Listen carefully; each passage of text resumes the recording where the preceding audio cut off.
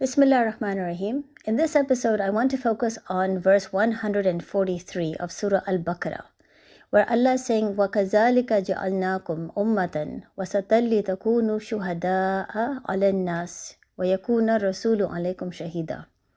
So in this verse in specific, Allah is saying, we have made you a just ummat, that you will be a witness over the people, and the messenger will be a witness over you. So of course the question is, what does it mean to say that being an ummah, we will be a witness over the people? If you recall in the previous episode when we were discussing Surah Asr, Allah explained that our mission is not only to have faith in God and to do good deeds, but we also have to be spreading the haqq. We have to be spreading the truth to others. But the question is, why is that part of our job description? Why is it that we cannot simply practice Islam to ourselves in our homes? Why must we spread it to other people? For that, you have to understand what it means to be an ummah. We are not a nation or a qawm like the nation of Ad and Thamud and Madian and the nations that have come in the past, because all those nations were given a certain period of time in which they had to accept the message of the Rasul who was sent to them.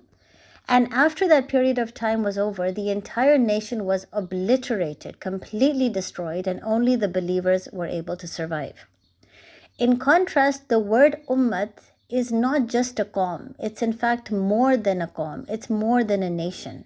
The word ummat means qawm, but it also means a leader. That is why Allah refers to Ibrahim a.s. in the Quran as being an ummat on his own. So Ibrahim a.s., one single person, is also referred to in the Quran as being an ummat because he in himself was a leader. That is what it means to be part of an ummat. So unlike the nations in the past, we have an added responsibility on our shoulders. The nations in the past will be asked if they accepted their messenger, if they practiced Tawheed. But being an ummat, we will be asked a lot more. Not only will we be questioned if we practiced Tawheed and if we followed our messenger, but we will also be asked if we spread the message to others and if we behaved like a leader. Being the ummah of Muhammad, peace be upon him, this is part of our job description. Now, of course, we could also ask this question, why even have an ummah? When Allah had been sending so many qawms, so many nations in the past, why not just create another qawm? What is the purpose or the benefit of having an ummah? On the Day of Judgment, every prophet will be raised to testify against the nation to whom he was sent. He will be asked, did you pass on the message to your people? And Allah will do this so that before the disbelievers are thrown into Jahannam, He will build an entire case against them so that they will know that Allah the Almighty has been incredibly fair to us on this day. We are being thrown into Jahannam because our Prophet has testified against us. He did give us a message, but we refused to listen. Now, in the very same way, Muhammad, peace be upon him, he will also be raised and he will be asked to testify against the people to whom he was sent when he was alive. But what about all those people who came after Muhammad, peace be upon him? The Prophet cannot testify against them. He could not possibly have given them the message. He wasn't alive at that time. That's where me and you come in. We will be raised to testify against the entire nation of mankind.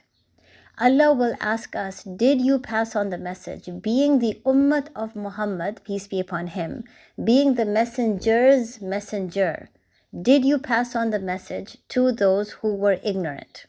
And just for a second, imagine the humiliation that we will face on that day when we say, Allah, we did not, because the truth is we didn't even understand the message ourselves. We were too busy chasing dunya. So ask yourself, why would Allah even consider you to be a part of the ummah when you did not even fulfill the basic responsibility of practicing Islam and then being a leader, a representative of Islam?